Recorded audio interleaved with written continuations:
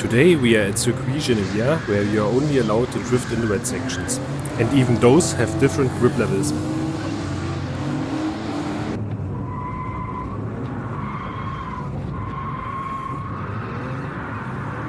Some corners feel almost like Chamblay.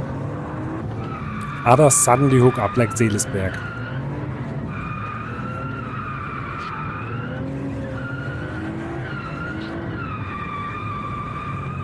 So the real question today is, how driftable is this track when you can't even connect most of it?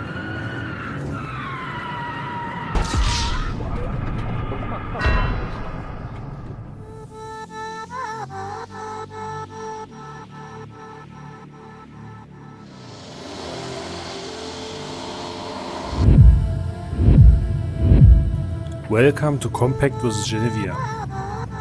Today we are at the racetrack in France and it's my first time driving here. It's not a dedicated drift track, it's a normal circuit and only certain sections are watered. We are starting the lap with the first corner, a simple hairpin, not the most interesting corner, and a low grip one too, so I'm driving in third gear here. You can also see that just the corner is watered and now we are entering the longest straight of the track. The straights are good for cooling down the car, passing or communication. The second section of the track is the first chicane. It's a little bit more interesting than a hairpin, but not much. The third section is also a chicane and has medium grip like the corner before. With my compact I'm driving both chicanes in second gear. Now the first more interesting section follows. It's also medium grip and I'm entering it relatively fast in third gear. You have to slow down, again for a chicane, but at least this time it's a bigger one. Due to the grip level, you even don't have to shift down to second gear. By the way, the grip levels are marked with colors in the map. Green means lower grip and yellow means higher grip. The fifth and last lower grip section follows. It's not exactly a hairpin, more like two 90-degree corners after another, but it's still one of the less interesting corners in my eyes. Now it's getting more interesting as we are entering the first high grip section of the track. You can hear the tires squeal and it almost feels like dry asphalt. Here you can see me struggle and I have to reinitiate. In this section the line is very important, especially for low power cars. But as it is more challenging, it gets more interesting. Section number 7 is the last one and it's also high grip. I have to switch from second to third gear as the section becomes much longer and is wider than the section before. But it's also very cool to drive, especially at the end. Now you can see me struggling again. I have to reinitiate due to the high grip. The combination of high speed in third gear with high grip is very challenging. And so we just completed one full lap. Now let's see how it looked from the outside.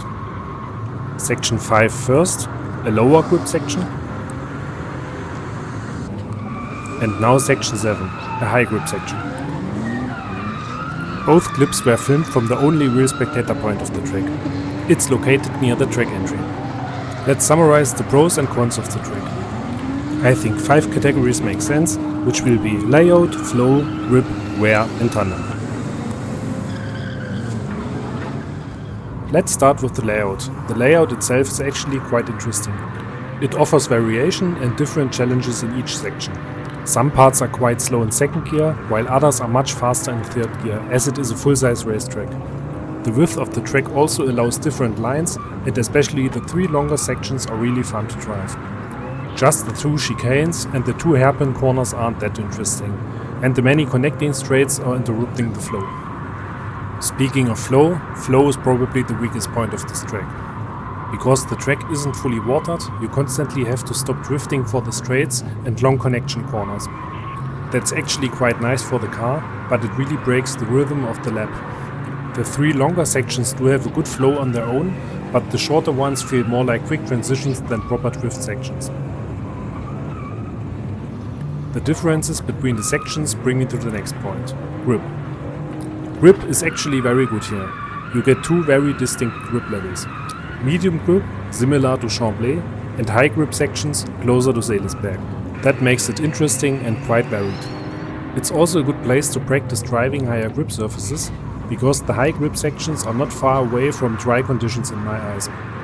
The only downside is that the water coverage depends quite a lot on the weather. So I think the best weather for this track is bad weather, with low temperatures, as it has to be watered by a tractor every 30 minutes to 1 hour. Another downside of the different grip levels is that they are interrupting the flow. Now let's have a look at the tire wear. Tire wear is relatively high for a wet track, mainly because some sections have surprisingly high grip.